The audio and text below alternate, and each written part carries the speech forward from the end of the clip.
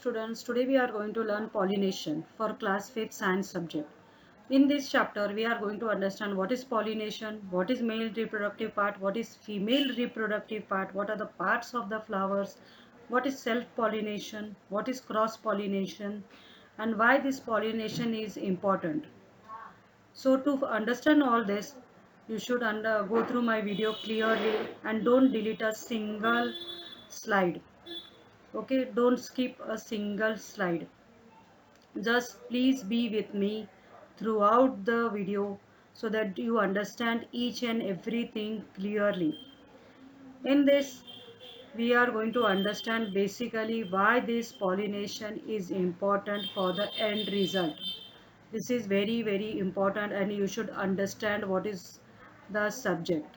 Okay, so before we proceed, please don't forget to press like, share and subscribe.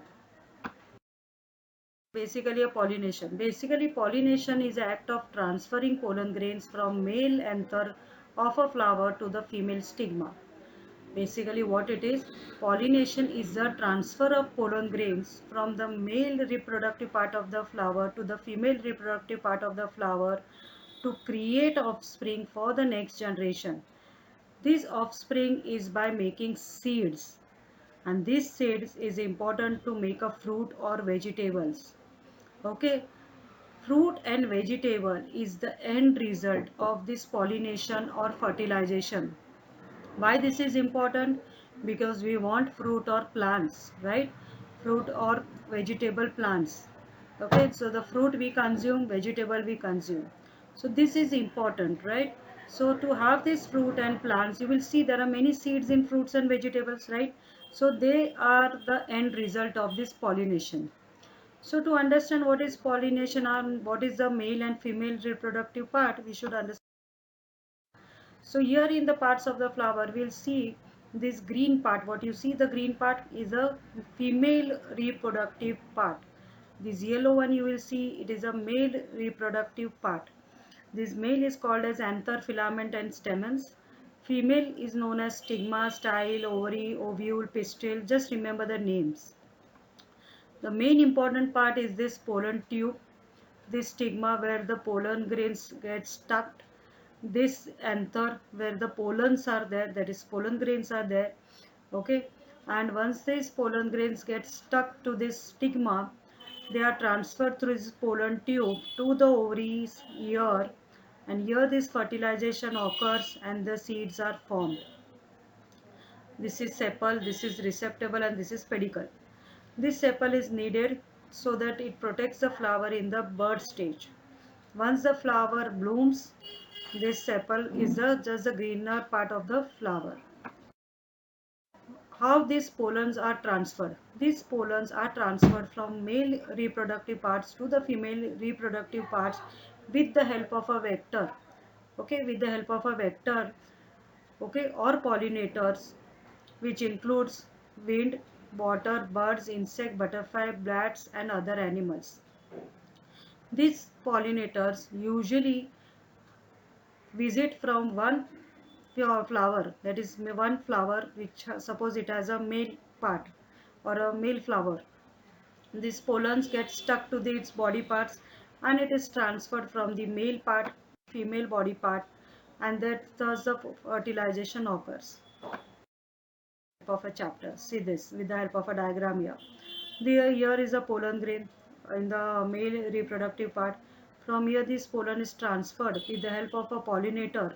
See, these pollen grains are attached to its body parts, then transferred to the stigma, and from the stigma here the fertilization happens in the ovary. Okay, so this is what it is.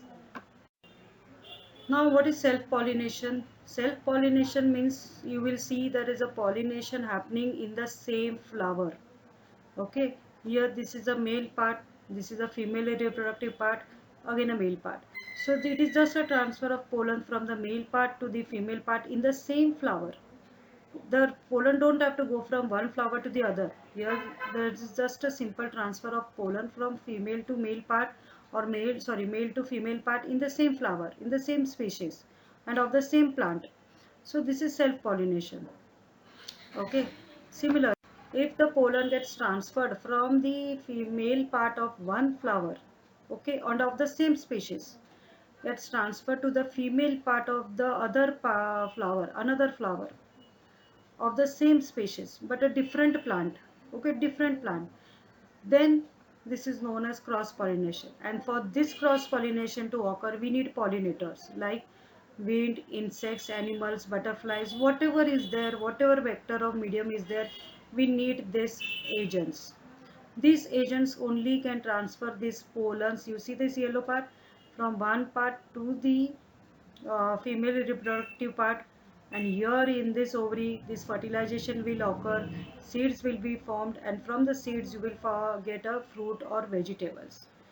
As you understand, this is a pollination. Similarly, in humans there is a fertilization. Similarly, male and females fertilization happens, babies are formed. This in this plants you will see the babies means are fruits or vegetables. These are what is the end result. This is the end result. So similarly, even plants have this female and male reproductive part where the fertilization occurs, and then the seeds are formed, and from seeds the fruits or vegetables are obtained, and this is what we consume.